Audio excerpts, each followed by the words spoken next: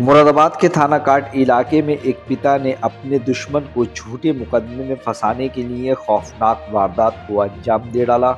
जिसमें सौतेले पिता ने बेटे की छुरे से गला रेतकर हत्या कर दी थी और शव को गन्ने के खेत में फेंक दिया था, जिसके बाद खुद ही थाने पहुंचकर बच्चे की गुमशुदगी दर्ज कराई थी। जब पुलिस ने तफ्तीश शुरू की तो एफआईआर दर्ज करने वाले के गमछे पर ही खून के छींटे पड़े मिले, जिसके बाद पुलिस ने सख्ती से पूछताछ की तो सौतेले पिता ने अपने जुर्म को कबूल कर लिया। एसएसपी हेमराज मीणा ने बताया कि नसीराबाद उम्बेकला निवासी अंजुम की शादी कुछ साल पहले इरशाद से हुई थी, जिसमें दोनों के दो बेटे बिलाल और हसन हुए थे, लेकिन बीमारी की वजह से इरशाद की मौत हो गई।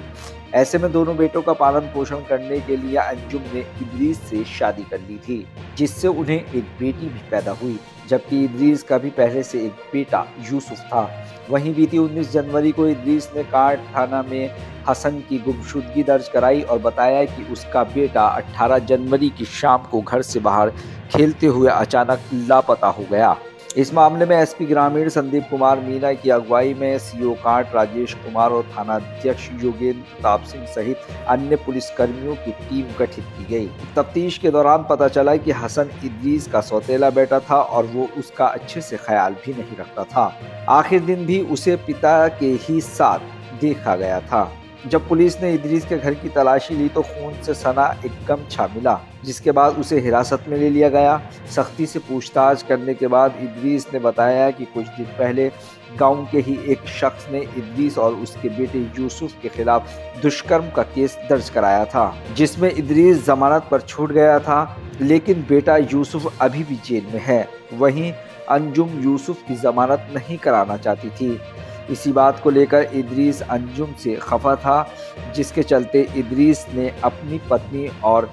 दुष्कर्म का आरोप लगाने वाले अपने दुश्मन को फंसाने के लिए इस वारदात को अंजाम दे दिया। थाना काट में 19 तारीख को एक गुमशुदगी दर्ज हुई थी, जिसमें 363 का मुकदमा लिखा गया था और एक नाबालिग जो बच्चा है करीब 7 साल का, उसकी गुमशुदगी परिजनों के द्वारा दर्ज कराई गई थी। और इसमें जो वादी मुकदमा है, ये इदरीस अहमद के द्वारा ये सूचना दी गई थी कि मेरा जो बेटा है वो करीब 7 साल की उम्र है और वो शाम से वापस नहीं आया है 18 तारीख से।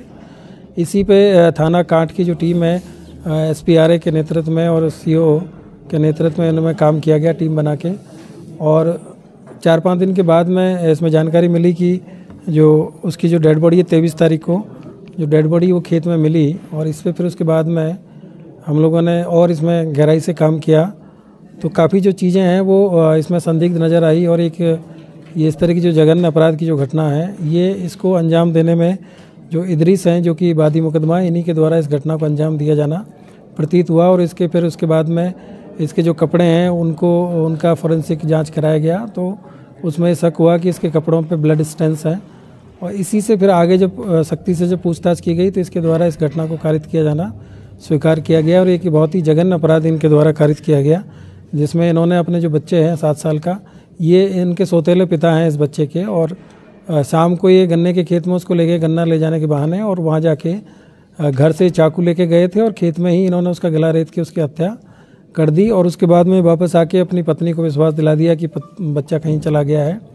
और उनको कॉन्फिडेंस में लेके, और इनके पूर्व में भी आपराधिक इतिहास रहा इन व्यक्ति का।